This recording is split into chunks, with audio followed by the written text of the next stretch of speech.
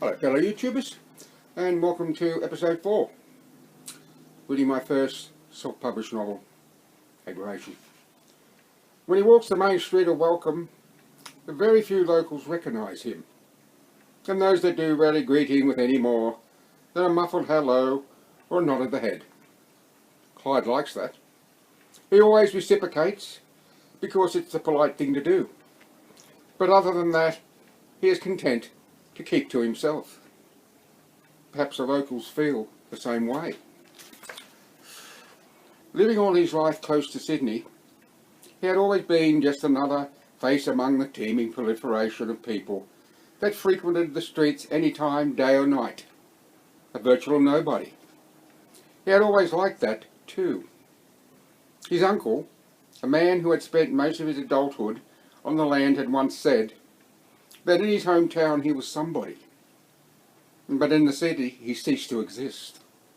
Clyde didn't know if his uncle liked that or not, or if that feeling of being just another face in the crowd made his hometown seem all that more homely. Clyde is familiar with the proprietors and staff of the shops he regularly patronises in Welcome: supermarket, newsagent, butcher, pharmacy, hardware, bakery, post office, and the service station where he purchases petrol and has his car serviced, and, of course, the cafe. But the publicans and staff of the two pubs, and the managers and staff of the bowling and golf clubs, he doesn't know at all. Wouldn't know them if he fell over them in the street. Nor does he know any of the patrons except perhaps for Sandy Merriweather, Bob Lawrence, Louise Mapleton, and, of course, Charlie Jessup and the Curtises. That so often freak those four establishments.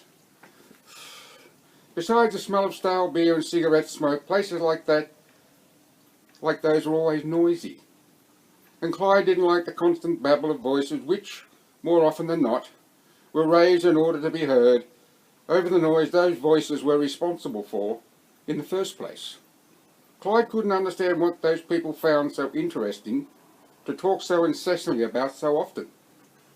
Clyde was basically a self-educated individual who was more than capable of holding his own with anyone on just about any subject. But he doubted those who invited on a daily basis had the capacity to discuss local and world events. So what the hell did they talk about? Once comments were made concerning the weather and the effects it was or was not having on the pastures and crops, the well-being of each that the inquirer didn't really care about one way or the other, their feelings regarding their favourite football team's latest win or loss, the ousting of a particular person from the latest reality or cooking show, and who will pay for the next round of drinks. What was less for them to go on about on and on and on? It was a conundrum to Clyde. And quite honestly, he didn't care. After all, one man's meat, another man's poison. And who was he to question and criticise the choice of others? And besides, he hadn't moved to the country to begin a social life. Good God, no, and may heaven forbid. And the fewer friends he made, the better. No, he had moved to the country to isolate himself from as many people as possible, and away from the noise of the city that had begun to take its toll. He was 65 now, not old by today's standard, but 6 months ago he had felt every year of his 64 years, but now 65 was but a number. The air he breathed was sweeter than any air he had ever breathed, the water cleaner than any water he had ever drank, the warmth from the open fire unlike any other he had ever experienced. Food tasted better, and the tea he brewed from tank water had a taste the likes of which he had never known. He slept better, awoke feeling refreshed like he did when a child, was more relaxed within himself, and was enjoying the simple things that life had to offer that hadn't been on offer before, like looking at the stars at night. In the city you could only see the brightest of stars because of the veil of artificial light, but in the country the night sky was a vision splendid. So many stars that at times it dazzled Clyde's eyes, seemingly so close on occasions that he could reach up and touch them. A wonderful illusion that as yet he hasn't taken for granted and tired of. He doubts that he ever will. The full moon, so close at times it was as if the earth and its satellite had halved the distance between each other. The sound of rain on the corrugated iron roof that lulled and reassured that all was well in that particular small part of a country that was the driest on the face of the planet. The earthy smell of damp soil carried on the wind the news that the rain was falling on an elsewhere, somewhere in the distant near or far, that refreshed and invigorated. And then there was the fishing. Clyde could have never imagined himself fishing, let alone getting immense satisfaction from it. But he did and was. There was no doubt in his mind that sharing those times with Sandy had a lot to do with it. But even those times he did so alone, he enjoyed. He always kept an eye out for his newfound friend. So much the better when he was around. But alone and not, it was expectation of what might come, and the not knowing. When the line went tight, perhaps it was to catch the fish of the day, and the one that didn't get away. Most of the time, as it was with Sandy, he landed carp, but on one occasion a good-sized yellow belly. It'd be 3 pounds if it was an ounce, and my name ain't Sandy Harold Merriweather. Twice a catfish. Not a bad-looking fish and damn good eating, but you got to be careful of them barbs. 3 times a turtle. Damn bloody nuisance those bloody things are. And the one that did get away.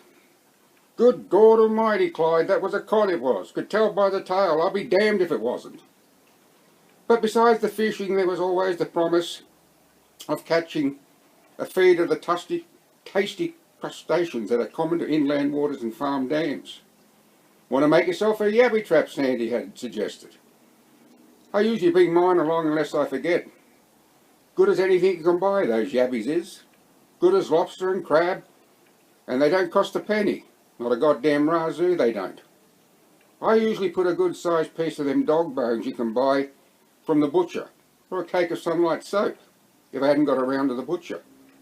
Can use the carp flesh if you want to, but it stinks so high having after a while underwater. The meat smells too, but not anywhere like that carp flesh.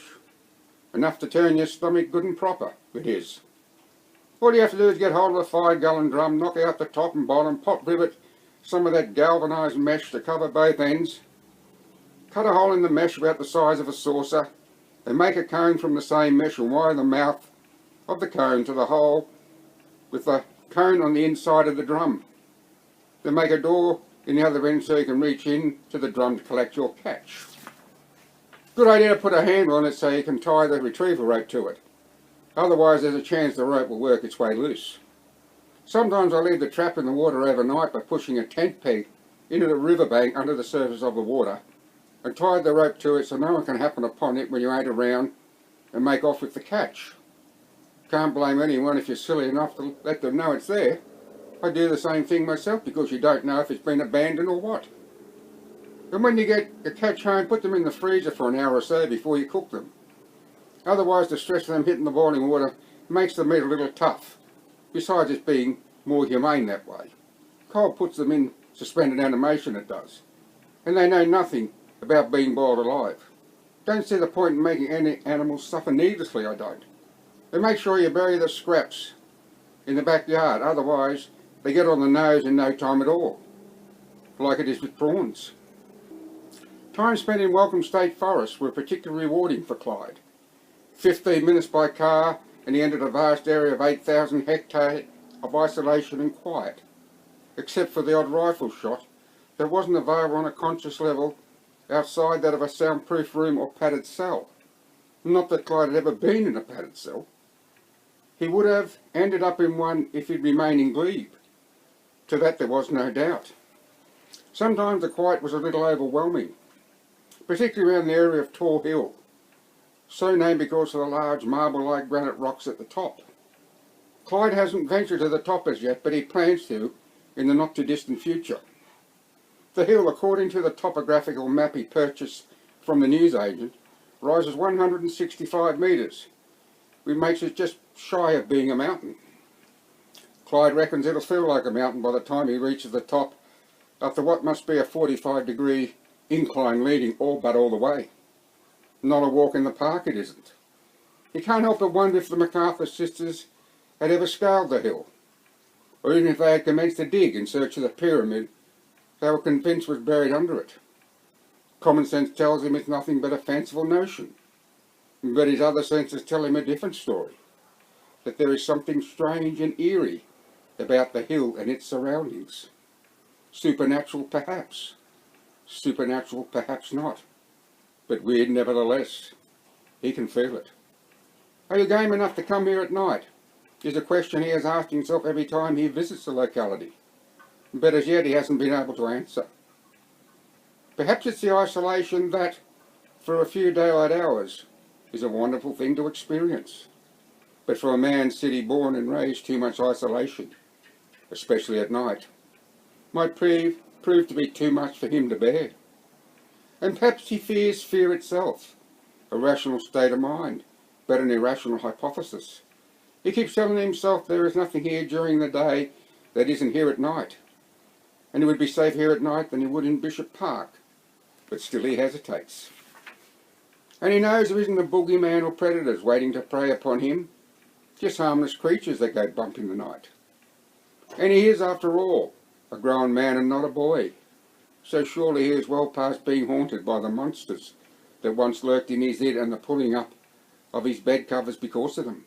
But still he waits. There is no signal for his mobile phone here, reason enough for one of age not to venture into the unknown, or so he keeps reminding himself. Are you game enough, Clyde, to admit that there's only one reason holding you back? One reason that you don't want to admit to because you think it's silly and beyond all reason. The one thing you've heard about so often, happening to so many around the world, but could only be a figment of their deluded imaginations. Alien abduction. Isn't that what you're afraid of? Ever since you heard the words sightings and UFOs come out of Bob Lawrence's mouth, you've wondered if perhaps the sisters weren't as nutty as fruitcakes, the way people have made them out to be. That where there's smoke there's bound to be fire, sooner or later. Wasn't that the reason you didn't buy acreage out of town? Acreage that would have guaranteed peace and quiet, far removed from those people and their infernal noise and all the other noises that aggravate you so. Isn't it, Clyde? Isn't it? Safety in numbers is the reason you decided to live in town. To be able to see lights that are man-made rather than those of an unknown origin. So reassuring, as opposed to intangible. Are you game enough, Clyde? Are you? Talk it over with Sandy. He who has his feet planted firmly on the ground and hasn't seen anything stranger than his neighbour's hair and rollers wearing a mud pack, but believes what he doesn't want to believe because it must be true. Angels or aliens? Take your pick. True or false? 6 of one or half a dozen of the other, but not the same. Clyde keeps reminding himself that he must ask his friend for his opinion, if for no other reason than to confide in someone he knows will listen. After all, confession is good for the soul. There is, however, those other things all too familiar that are, although not constant, a bane of discontent and so aggravating. Clyde has been too busy to concentrate on his plans to attack the thumpers of the town, but he's working on it, running thoughts through his head and jotting down those thoughts for later reference. Sandy and Clyde have thrown the cat among the pigeons as far as annoyed makers on Friday and Saturday nights near the river are concerned, allies in common by phoning the police and making their discontent known time and time again, has made positive inroads into the problem. The 3 local police officers, Eric Rafferty, Mick Darnell and Justin Payne, don't hesitate in responding to their calls now, knowing that if they don't, they won't get a moment's peace. Sandy is of the opinion, and Clyde agrees with him wholeheartedly, that arranging a public meeting where everyone can have their say on the matter, and anything else that gets their knickers in a knot, is the way to go. Perhaps going as far to suggest that a meeting should be common practice and held X number of times a year. Only problem, Sandy reckons, is that a lot of the folk are just so apathetic that they need a cracker up their backsides to get them off their backsides. He's right, of course. If you had the money to hire the Welcome Community Hall and offer free beer and a barbecue, then you're bound to pack them in. Only trouble with that is that you'd have to have your say before the beer took over. Otherwise they'd never hear a word said If they didn't, they wouldn't give a damn one way or the other. He was right about that too. Clyde has the money to do just that. But he knows if he did, then the whole town and beyond would know he has money, and he's not comfortable with that idea at all. Only he and the staff of the Welcome Community Credit Union are privileged to his financial standing, and they are more than aware of the repercussions for divulging such information to the general public. No, doing that is completely out of the question, as far as Clyde is concerned. No ands, ifs or buts. And besides, he already knows what he is going to do. Had done so since the second day in the town 7 months or so ago. He just hasn't had the time to put it all together as yet. Besides the move and the settling and working on his latest novel, he has spent a good part of the past 6 months going through what the sisters have spent half their lives accumulating. Why, the piles of newspapers alone, as daunting as it had seemed, had taken him 5 weeks, 2 hours a day and night to quickly browse, save interesting snippets, and discard the rest. Mostly local papers they were, all 3,999 copies of them, dating back to 1970 right on through to the last edition that Henrietta must have purchased before she died, dated Monday, March 16, 2010. But all in running order and testimony that the sisters, a little loopy as they were, believed there was a place for everything and everything in its place, even if that place was all over the place. Clyde had been thankful for at least that the paper was only printed twice a week, and averaged a dozen pages per copy, with half of the pages advertisements. What cuttings he had taken were nothing more for the purpose of adding to his research folders: droughts, floods, bushfires, local dignitaries, mouse and locust plague, so on and so forth, that he might be able to use for future writings. Clyde had been a little disappointed that there hadn't been any very early editions of the Clarion, their absence proving that Victoria MacArthur hadn't been a hoarder and wasn't responsible for her daughter's idiosyncrasies. Pity that, he had thought at the time.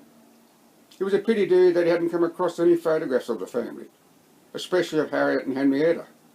It didn't matter because he could visit the Clarenoffs and go through their archives, or contact the local historians if he wanted to, but it would have pleased him to be rewarded so, and save him the bother of doing that. Nor had he come across the family photographs Bob Lawrence had alluded to, unless there weren't any to begin with. Clyde finds that hard to believe considering the standing of the family in the community. Even if the 3 women had been dead set against being photographed, Charles, being master of the house, would have demanded their presence and participation. Wouldn't have been able to hold his head high ever again if he had allowed such impertinence. Would have been a laughing stock to the entire population of the town, and there was no way he'd stand for that, which meant that the sisters had gotten rid of the photographs, one way or another, for whatever reason only known to them, and it wasn't, Clyde is positive, because of their aversion to their own image. At least not the only reason. He doesn't know why he knows that, but he does. He can feel it, and it intrigues him. There was, however, a total of 82 incidents over the span 40 years reporting on UFO sightings, cattle and sheep mutilation, big cat sightings, and the sightings of a large ape-like creature in and about the Welcome State Forest. Are you game enough, Clyde? Of which, with the exception of the mutilations, roughly 2/3 had occurred over the last 9 years. In fact, for the calendar year March 2009 to March 2010, a total of 18 UFO sightings had been reported by the residents of Welcome and the Shire of, prompting Clyde to wonder how many hadn't been reported. How many times has someone looked up, spotted something, then simply dismissed it? Bloody hell, Welcome could be a virtual hotspot for UFOs. Shit, maybe the sisters were right, and there is a pyramid buried under Tor Hill. Good God Almighty, maybe the sisters had had a contact. You know, one of those close encounters of the third kind. Jesus H. Christ, Clyde, get a grip on that writer's imagination of yours. Otherwise, the next thing you'll be thinking the sisters were aliens. Trouble was, that's exactly what Clyde had thought for a minute or two. Impossible as it was. Insane as it was. The thought had just popped in, lingered, then was gone. God damn it, Clyde, Sandy would say. You gone daft and lost your mind, man? Aliens and such. Never heard anything more ridiculous in my entire life. He'd be right, of course. Just plain lunacy to even remotely consider. But still. As for the other three, well, two, the big cat and the mutilations, were as real as the UFOs, but tangible and terrestrial of origin, plausible and probably connected. But the large ape-like creature was probably the result of a fertile imagination or psychosis brought on by too much alcohol or drugs, or a combination of the two. Or maybe someone had donned a costume just for the hell of it because it seemed like a good idea at the time. Unless, no, Clyde refuses to go there. All in all, it had taken Clyde 7 weeks to get the inside of the house up to his standard, and barely a day had gone by when he hadn't been annoyed by the noise of the misbegotten brat next door and the banshee that was its mother. The aggravation would come later. Clyde had met the father, Simon Curtis, purely by chance, late on the second day of residence, in one of those "I just happened to notice you, so I thought I'd introduce myself" moments, after he, Simon, had been line trimming along the front section of the side fence that separated the two properties, as Clyde had been stuck in no man's land, out in the open midway between his front gate and the house. Another 10 seconds and Clyde would have been home free, but it wasn't to be. And what had started with a wave and a nod of a head, Simon's hand and head, not Clyde's, quick as a flash became a cessation of noise, followed by a smile, followed by "G'day, you must be the new neighbour." Well, well, how very clever of you, Clyde had thought sarcastically, as he nodded and smiled. Been wondering when the house would be sold? You settling in all right? Clyde could have replied with a curt "Yes, yes, fine, thank you," waved and walked away, but he had decided, oh well, what the hey, might as well get it over and done with, and besides, the man looks like he could use a friendly ear, so what was the harm? "Thank you for asking," Clyde said, making his way toward the fence. "Got my work cut out for me with the sisters had left behind, though." Simon had offered his hand as soon as Clyde had come to a stop at the fence, and he had accepted it, thinking how much he looked like Peter Tork from the Monkees. That thought replaced in an instant with, hey, we're the Monkees, and people say we monkey around." "Oh, really? Wouldn't have expected that from Harriet and Henrietta. Didn't see a lot of them. But when I did, they were always well dressed, so prim and proper, and without a hair out of place. Then you'll be pleased to know that what they did leave behind is prim and proper too, but there's a lot of it." Clyde had continued on that point, giving a brief description of what was inside the house, along with a mention of the garage and the rear shed. "Don't know what to expect in those two, but whatever there is bound to be in an ordered state if the house is anything to go by." "Hoarders, eh? Just goes to show you never can tell, can you?" "No," Clyde had agreed. "Then, did you ever speak to the sisters? I've been told they're recluses, but I was just wondering." "A few times, and even then it wasn't more than a greeting kind of thing and a comment on the weather. The only exception was a couple of years ago. The sisters had someone to look after the lawn and gardens, so I thought it was a little odd when I noticed one of them kneeling on the grass a few metres behind where you're standing, leaving out dandelion plants and replacing them in a basket. So I said, can be a bit of a nuisance, can't they?" And she replied, "Oh no, not at all. They have many medicinal uses." I don't know which sister it was, because she had her head down, wearing a white sun hat that she didn't look up from under. But it was hard to tell anyway, because they were twins. Anyhow, she continued on then, telling me the dandelion rootstock could be used to make tea that was good for the liver, and a coffee that was good for the gallbladder, and that the young leaves made a tasty substitute for lettuce. It could be blanched as an alternative to spinach. I wasn't surprised that she knew about alternative medicine and such, considering her father was a pharmacist. "Yes, so I've been told." Simon, Clyde guessed, was aged early 30s, so he was a little reluctant to ask what was on his mind. But because he had no idea when the sister's parents passed away, he decided to take a chance and ask anyway. After all, maybe Simon had lived here all his life. "You weren't by chance living here when their parents were still alive, were you?" "No. We, me, my wife Marcy, her son Julian, I've only been here for 6 years. We used to live in Dubbo where I worked for a bank. But when a transfer to the branch in Welcome was offered, I put my hand up quick smart. Although my wife wasn't then and still isn't happy with the move. Still, it was then a shrill voice had sounded loud and clear with, "Simon, where are you? What are you doing?" To which Simon had responded with a roll of his eyes and a quick, "Nice to meet you," followed with a hasty placing of his earmuffs and the restarting of the line trimmer. Varrock, varrock, varrock, swish. A noise Clyde would hear all too often in the not too distant future, and the reason for it all too often as well. Clyde hadn't laid eyes on Simon's wife Marcy for the best part of the first 2 months of residence. We had heard her voice time and time again almost on a daily basis. Julian, though, who reminded Clyde of Damien from The Omen, he had seen countless times during that period, and every time he had the misbegotten brat was always making a noise. Sometimes it was the ping, ping, ping of a basketball impacting with monotonous regularity against the concrete of the driveway. Other times it was a whop, whop, whop of a rebounding rubber ball impacting excuse me, the face of a handheld paddle.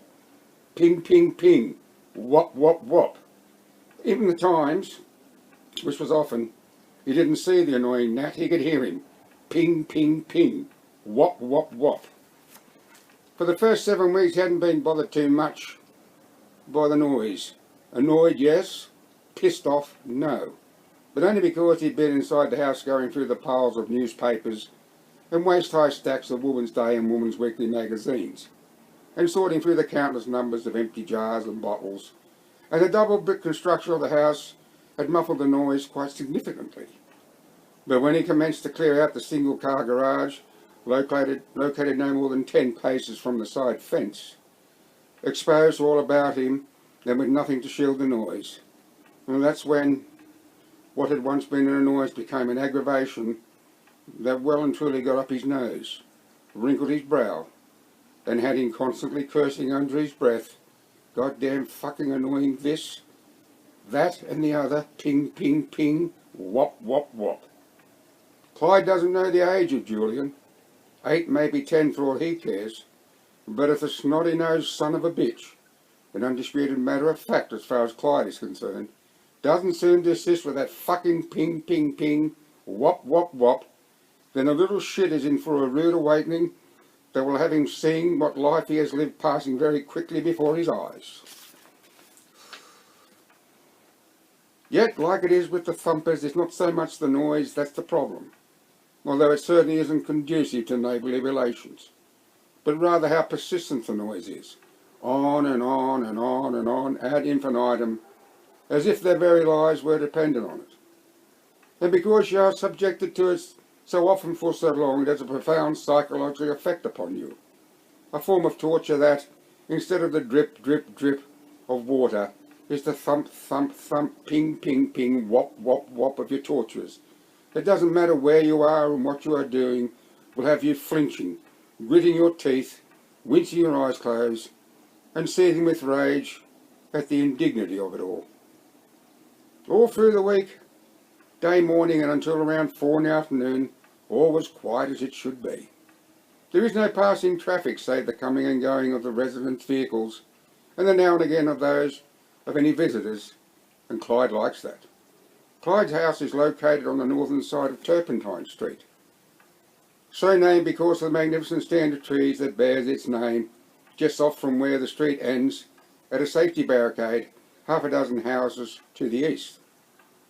Of all the 16 dwellings that make up the street, 7 are on the north side, 9 on the south, and with the exception of the quarter-acre block of the Curtis, an immediate neighbour, all the other blocks are 3/4 acre or larger. Clyde likes that too.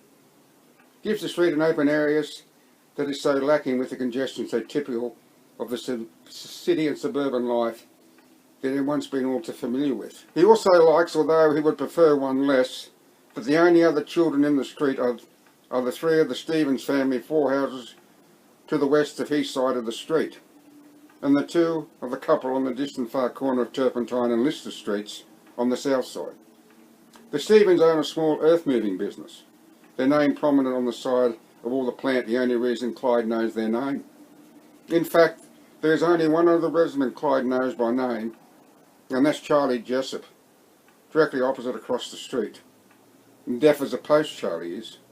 In the habit of yelling out to Clyde just so the silly old fart can wave and say hello. Ping, ping, ping, wop, wop, wop. How you going, Clyde? Jesus H. Christ. It was enough to drive a lesser man to drink. Clyde had met Charlie by being in the wrong place at the wrong time, but in the right place at the right time for Charlie. Gathering his mail the moment Charlie just so happened to be strolling past his front gate. Howdy, neighbour, he had yelled, catching Clyde totally by surprise, not to mention scaring the living daylights out of him into the bargain. So much so that Clyde had flinched and dropped his mail. Seen you moving in a little while back, and I said to myself, I must get around to introducing myself. Yes, well, good for you, Clyde had thought as he regained his composure. Charlie Jessup, he had boomed, offering his hand. Clyde had gripped his hand and immediately was sandwiched between his two, and the pumping began in earnest. Pleased to meet you, Clyde. Yep, real glad to meet you, I am. He pumped so hard that Clyde's teeth chattered and he couldn't help but wonder how long it would be before he got his hand back. An eternity he had seen by the time he did. Then he had wondered how long it would be before the feeling returned to his hand and the blood began to circulate. Bloody idiot. Charlie reminded Clyde of former US President Richard Nixon. Or maybe it was Ed Sullivan. No, it was definitely Richard Nixon. The absence of the neck and stoop was what reminded Clyde of Ed Sullivan. You must be retired, I told myself. Charlie, I said, that man must be retired because he's always around the house. Oh, a writer, eh? What sort of writing do you do? You'll have to speak up, Clyde. I'm hard of hearing, you see. Of course you're hard of hearing, you fucking moron, Clyde had thought. You probably deafen yourself with that frigging foghorn of a voice of yours. And if that isn't bad enough, now I'll have to strain my vocal cords to be heard. Fucking hell. Nostalgia, did you say? Would I read any of your books? How the hell do I know, for Christ's sake? No, I didn't think I'd come across that title. But I'm a bit forgetful these days, so maybe I have. Oh, wonderful. Not only deaf, but losing your mind into the bargain. Shit. I'm retired, in case you were wondering. No, I wasn't wondering that at all. Pot around the house when I'm not playing bowls. Do you play bowls, Clyde? You should. Gets you out of the house, it does. What? Just so I can be around blabbermouths like you? No way. I play a round of golf occasionally. Do you play golf, Clyde? No? Oh well. It's never too late to start, you know. Want to make sure you get custom-made clubs. I did. Spared no expense. No sense in having money if you're not prepared to spend it, I reckon. No, of course not. Maybe you should spare no expense in a state-of-art hearing aid. Or maybe you've already got one, but you've got to wear it. I bet that's it, isn't it? You goddamn fool of a man. Spared no expense my new car, too. One of those Toyota Kruger four-wheel drive station wagons. Got everything it has. Satellite navigation, DVD players front and back, surround sound, and so many things that open and shut that I'm hard-pressed to remember. Good, I continued to think. Now how about you get in your fancy vehicle, drive to the nearest cliff that the satellite has pinpointed for you, engage four-wheel drive, turn up the sound system, play a DVD, then drive everything that opens and shuts over the edge of the cliff. Probably won't do any off-road driving, but it makes light work of pulling my caravan. Spared no expense on that either. But of course. Anyhow, I best be getting along. My cat's Samantha. She'll be wondering where I got to. Oh gee, so soon? Just when we're getting to know each other? See you around, Clyde. Not if I've got anything to do with it, you won't. Trouble is, no matter how vigilant Clyde is, Charlie always manages to catch him out in the end. But from 4 in the afternoon until its mother calls it in for dinner at around 5:30, the brown-haired little gremlin next door is out and about disturbing the peace and quiet that was, unless by chance it's happened to be raining. Clyde can understand that it's only normal for children to play. After all, to play is part of what being a child is all about. And he'd be the first to admit how refreshing it is to see children out from behind closed doors and away from computers, game consoles, and television screens that so many these days seem to be addicted to. He also knows that a ball has always been a favourite toy with children. It was with him when he was a child.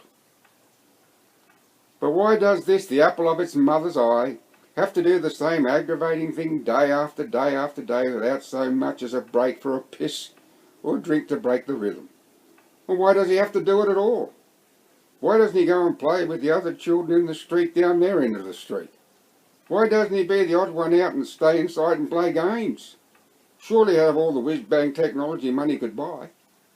If he didn't, Clyde would be more than happy to buy it all for him if it would save his sanity.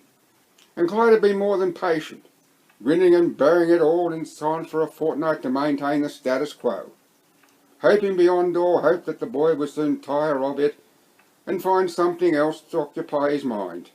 But no, on and on and on the noise persisted. Ping, ping, ping. Whop, whop, whop, whop. So in the end Clyde was compelled to have a word. Not a rude word, but a softly spoken suggestion that perhaps the child might be kind enough to distance himself to the backyard and bounce the ball on the grass and paddle a rubber ball there too. But in less than a minute after the boy had gathered his ball and made haste toward the corner of the house and disappeared from view, out comes his mother barrelling down the driveway, spitting fire and brimstone. "What did you say to him, you goddamn fucking cranky old shit?" Delightful, Clyde had thought before answering her. "I simply suggested that he might like to play with his basketball and paddle in the backyard." "Why should he?" "Because the noise aggravates me." "Oh, it does it? And who are you to be making my son cry over something that is none of your fucking business?" "Oh, to the contrary, madam. I think it is my business. After all, I do have the right to expect a little consideration." "Consideration? Consideration? Good God Almighty, man, he's only a boy, for Christ's sake." "Who will later become a man that doesn't care about anyone but himself." "Oh, is that right? Well, as far as I'm concerned, you and your opinion can go to hell." "Of course, madam, of course." Then she was gone, as quickly as she had come. So that's Mrs. Curtis, Clyde had thought. No wonder Simon had rolled his eyes and quickly busied himself once again as soon as he had heard her voice. And to think I always thought my mother was vocal. Well, she was. But at least she never swore. Why, this woman may very well be the queen bitch of the universe, if that episode is any indication. Either that or she's the most sexually frustrated woman on the face of the planet. No doubt her nasty disposition is the reason Simon isolates himself in the backyard shed to all hours and gives that line from a good working out so frequently. Takes his pent-up frustrations out on a piece of wood and the weeds. Poor bugger. Oh. My legs are going to sleep. Well, I want to thank you for watching. Yes, this episode's a little bit longer, but I did feel like reading, although I made a few boo-boos, but what the heck. Well, anyhow, until next time, bye for now. Yeah, the camera's over here somewhere. I keep forgetting where it is.